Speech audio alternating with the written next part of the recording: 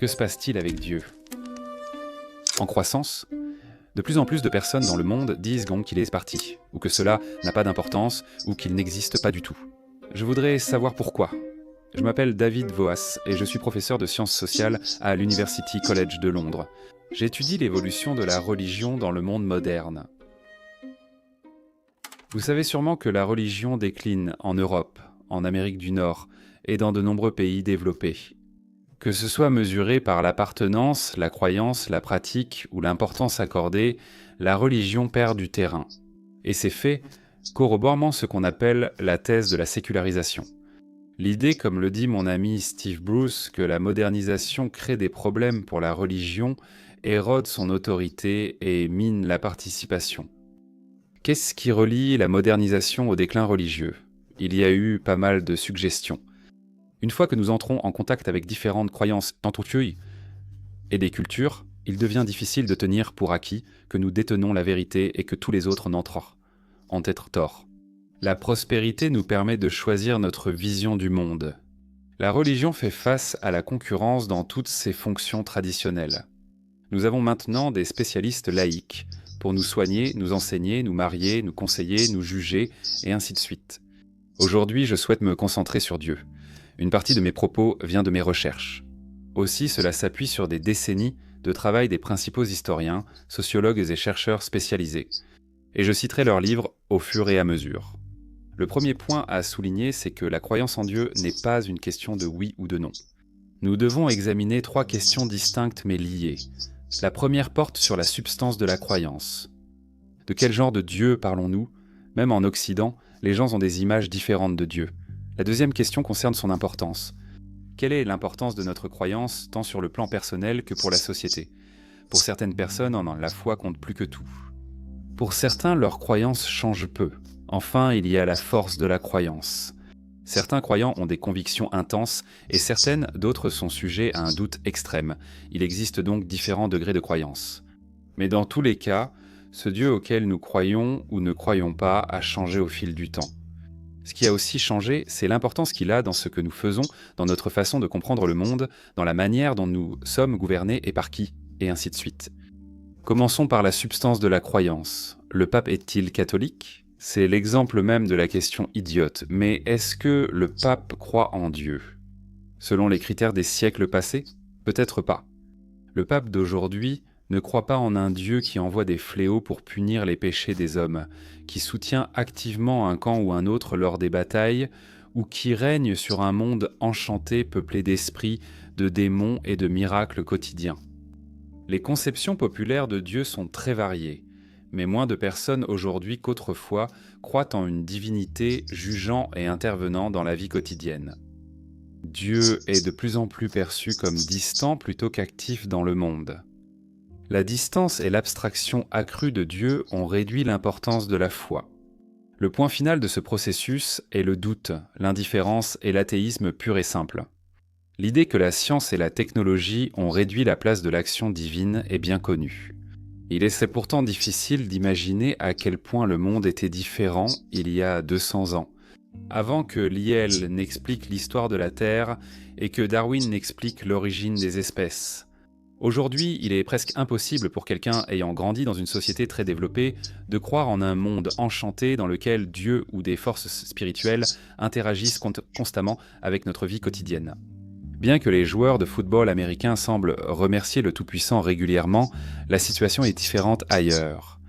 Voyez par exemple le récit fascinant de Paul Gifford sur la persistance de la vision du monde surnaturel en Afrique subsaharienne. Il est difficile d'imaginer le retour de la magie et des esprits en Occident. On en est venu à considérer Dieu comme moins personnel, moins impliqué, plus abstrait et plus distant. Et à mesure que les gens voient Dieu comme indifférent à leur égard, ils deviennent eux-mêmes indifférents à Dieu. L'enquête sur la religion de l'université Baylor aux États-Unis apporte des preuves concrètes à cette hypothèse. Moins Dieu semble impliqué dans la vie quotidienne, moins les gens prient fréquemment. Considérons cette affirmation, Dieu se soucie de mon bien-être. Les personnes pouvaient être tout à fait d'accord, en désaccord, ou tout à fait en désaccord, même en excluant les non-croyants. Parmi les personnes interrogées Fanning était tout à fait en désaccord avec l'idée que Dieu se soucie d'elle, la majorité ne prie jamais. Parmi ceux qui étaient tout à fait d'accord pour dire que Dieu se soucie d'eux, près de la moitié prient plusieurs fois par jour. Il y a un lien fort entre la confiance en l'intérêt de Dieu pour eux et la fréquence de leurs prières. De même, ceux qui ne voient pas Dieu impliqué dans le monde se disent le moins religieux et vont moins souvent à l'église. Ils doutent davantage. La substance de la croyance change, son importance décline, ainsi que sa force. Cette histoire correspond jusqu'ici à la théorie populaire de la sécularisation. La science et la technologie moderne troublent la foi religieuse, mais l'incroyance ne se limite pas aux faits.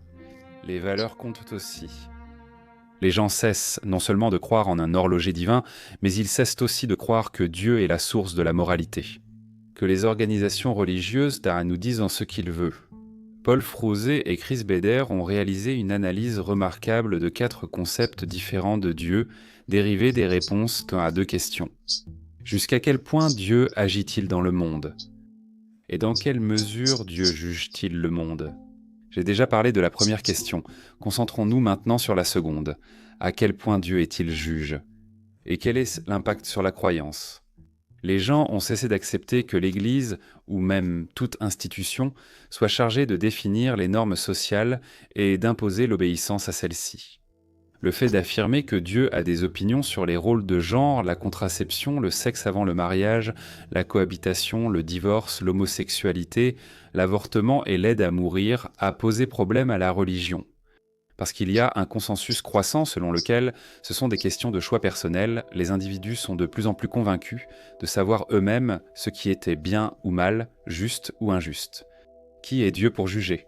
Beaucoup voudraient sans le considérer comme bon et bienveillant, mais cela semble incompatible avec les catastrophes naturelles tuant des milliers d'enfants. Il est plus simple d'imaginer qu'il n'est pas concerné par le monde ou les choix personnels. Dieu est finalement dans une impasse.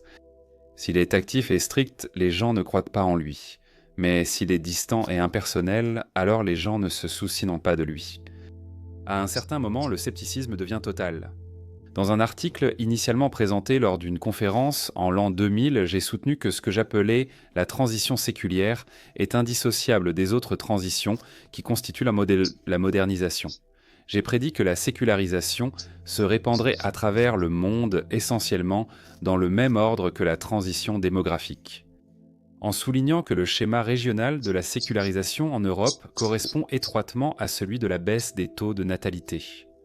Il en va de même en Amérique du Sud, où l'Uruguay a été le précurseur à la fois dans la transition de la fécondité et dans la transition séculière. Et notez que l'Irlande est entrée dans les années 1980 avec la fécondité conjugale la plus élevée du monde développé. Mais elle a ensuite connu une transition démographique accélérée et une sécularisation rapide. J'ai suggéré que la sécularisation est analogue à la baisse de la fécondité, sans proposer de lien de causalité direct, sauf dans la mesure où les deux sont des produits de la modernisation. L'historien Callum Brown est allé plus loin en 2012, affirmant que les années 1960 ont vu 3 des plus grands changements sociaux en Occident. La sécularisation, la baisse de la fécondité et du mariage, ainsi qu'une révolution dans la vie des femmes. Pour le citer, l'hypothèse de ce livre est que l'incidence et la propagation de ces 3 tendances à partir des années 1960 étaient intimement et positivement interconnectées. Un autre historien, Philip Jenkins, a montré comment la baisse de la fécondité a été accompagnée d'un déclin de la foi religieuse à travers le monde. Et, pour le citer, les changements dans la morale sexuelle, avant tout, ont été des moteurs puissants dans l'éloignement de la religion. Plus les églises luttaient pour résister à ces changements, plus elles sapaient leur propre prestige et leur pouvoir. Et enfin, le regretté grand Ron Engelhardt, politologue et chef de la World Values Survey, a écrit, pour citer, « Si les normes en faveur de la fertilité en viennent à être considérées comme dépassées et répressives, leur rejet entraîne également le rejet de la religion. » Engelhardt a proposé qu'autrefois, les croyants religieux défendaient des valeurs traditionnelles liées au genre, à la famille et à la sexualité, mais qu'aujourd'hui, leur rejet affaiblit l'engagement religieux. En résumé, la croyance religieuse varie en intensité, importance et substance.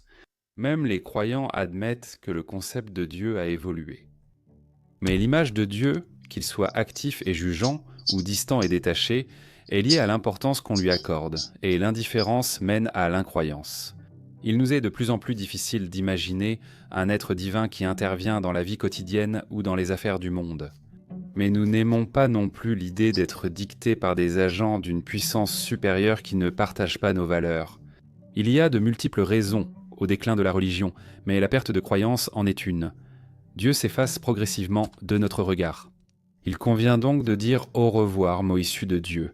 Que Dieu soit avec vous. C'est une expression dont Dieu a disparu. Au revoir. Si vous souhaitez me soutenir pour créer plus de vidéos de ce type, vous pouvez le faire en faisant un don à la chaîne via notre page Patreon. Vous aurez aussi un accès anticipé aux vidéos et mises à jour de la chaîne. Vous aurez aussi accès à notre serveur Discord pour échanger et débattre avec la communauté.